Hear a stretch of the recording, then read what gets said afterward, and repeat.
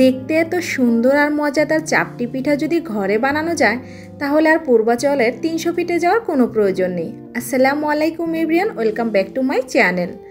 এই মুহূর্তে যে যেখান থেকে আমার আজকের পর্বের রেসিপিটি দেখছেন, আশা করি সকলে অনেক অনেক ভালো আছেন এবং সুস্থ আছেন। আজকের পর্বে তৈরি করে দেখাবো মজাদার চাপটি পিঠা। খুব সহজ রেসিপিতে আজকের রেসিপিটি শেয়ার করেছি। আশা করছি সকলের কাছে অনেক অনেক ভালো লাগবে এবং কাজেও আসবে। তাহলে চলুন কথা না বাড়িয়ে মূল রেসিপিটা দেখে নেই। চাপটি পিঠা বানানোর জন্য প্রথমে একটি মিক্সিং বলে নিয়ে নিচ্ছি 1 কাপ পরিমাণ সিদ্ধ চাল, অর্থাৎ আমরা যে চালটা দিয়ে ভাত রান্না করি সেই চালটা। 1/2 কাপ নিয়ে নিচ্ছি এখানে চিনি গুঁড়া পোলাওয়ের চাল। এবার পর্যাপ্ত পরিমাণে পানি দিয়ে 2 থেকে 3 বার এই চালগুলো কচলিয়ে ধুয়ে নিতে হবে, যতক্ষণ না এই চালগুলো থেকে পরিষ্কার পানি বের হয়ে যাচ্ছে।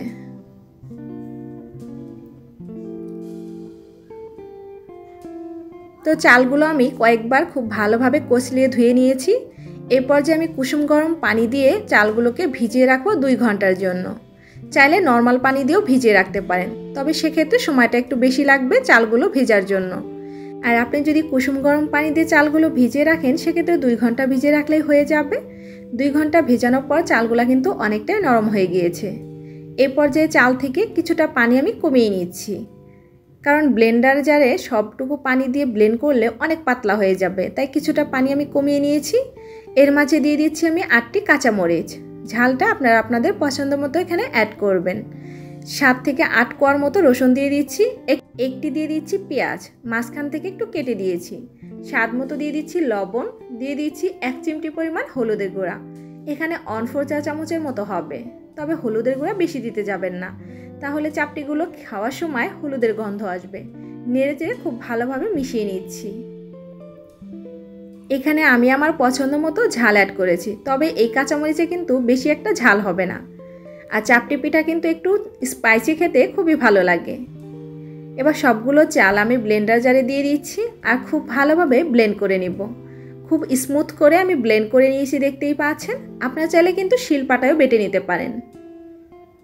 তো এই পর্যায়ে হচ্ছে এই ব্যাটারটা কিন্তু অনেকটাই ঘন, তো আমি এখানে কিছু পানি মেশাবো।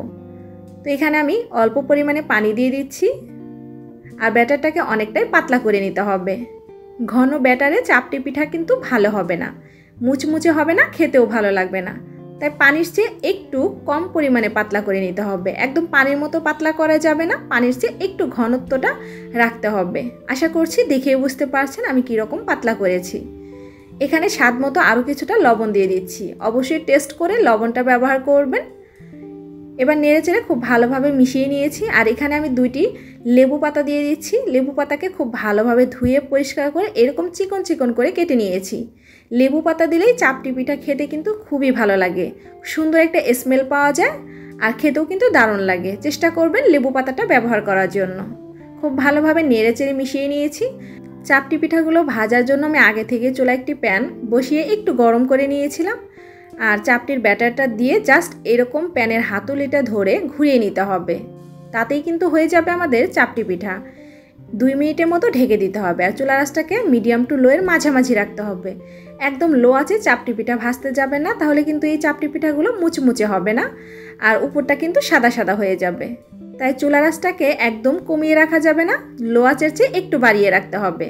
তো দেখতেই পাচ্ছেন এই অসংখ্য ছিদ্রযুক্ত চাপটি পিঠা কিন্তু আমার তৈরি হয়ে গেছে। বাইরেটা ক্রিস্পি আর ভেতরটা খুবই সফট। এই চাপটি পিঠাগুলো খেতে ভীষণ মজার ছিল। আরও একটি চাপটি পিঠা আমি ভেজে দেখাচ্ছি। চুলার আঁচটাকে কিন্তু মিডিয়ামের চেয়ে একটু কম আর লো আঁচের চেয়ে একটু বাড়িয়ে রাখতে হবে আর 2 মিনিটের মতো এরকম ঢাকনা দিয়ে ঢেকে রাখতে হবে। এরপরে কিন্তু তৈরি হয়ে যাবে আমাদের মুচমুচে চাপটি পিঠা। আর একদম পাতলা অসংখ্য ছিদ্রযুক্ত এই চাপটি পিঠাগুলো খেতে ভীষণ টেস্টি ছিল। খাওয়ার সময় লেবু পাতার একটু স্মেল পাবেন, খেতে দারুণ লাগবে। সবগুলো চাপটি পিঠা আমি এরকমভাবেই বানিয়ে নিচ্ছি। তো সবগুলো চাপটি পিঠা আমার বানানো হয়ে গেছে, দেখতেই পাচ্ছেন। আর এগুলো কতটা সফট আর বাইরেটা ক্রাঞ্চি হয়েছে আশা করছি দেখেই বুঝতে পারছেন। এই চাপটি পিঠাগুলো বানানো কিন্তু খুবই সহজ। মাত্র অল্প কয়েকটি উপকরণে ঘরেই যদি এরকম মজাদার চাপটি পিঠা বানানো যায় তাহলে আর 300 ফিটে গিয়ে চাপটি পিঠা খাওয়ার কোনো প্রয়োজন নেই। এই চাপটি পিঠাগুলো আপনি গরুর মাংস, খাসির মাংস, মুরগির মাংস কিংবা আপনি হাঁসের মাংস দিয়েও পরিবেশন করতে পারবেন। খেতে কিন্তু ভীষণ টেস্টি ছিল। আবার চাইলে কোনো কিছু ছাড়াও কিন্তু এই চাপটি পিঠাগুলো খেতে ভীষণ মজাদার, কারণ এগুলো একটু স্পাইসি, তাই খেতে কিন্তু অনেক টেস্টি। আশা করছি আমার আজকের রেসিপিটা ফলো করে আপনারা ঘরে তৈরি করে নেবেন খুব সহজে চাপটি পিঠা রেসিপি। আশা করছি আপনাদের রেসিপিটাও কিন্তু পারফেক্ট হবে, আর একবার হলেও ট্রাই করে দেখবেন সকলের খুবই ভালো লাগবে।